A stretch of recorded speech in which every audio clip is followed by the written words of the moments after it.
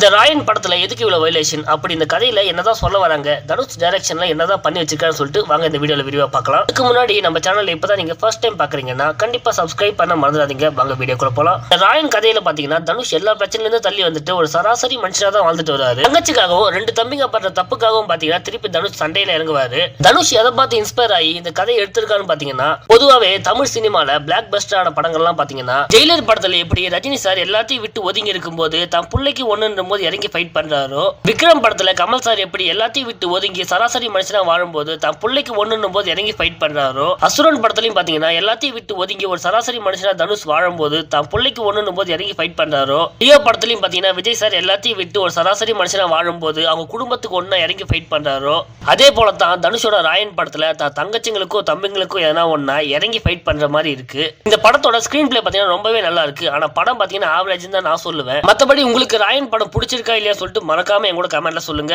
Video பிடிச்சதா like பண்ணிட்டு உங்க ஃப்ரெண்ட்ஸுக்கு இந்த வீடியோ ஷேர் பண்ணிட்டு, தனுஷ் ஃபேன்ஸ் யாராச்சும் இருந்தீங்கன்னா கண்டிப்பா சேனலை சப்ஸ்கிரைப் பண்ண மறந்துடாதீங்க. நான் உங்க சேன்.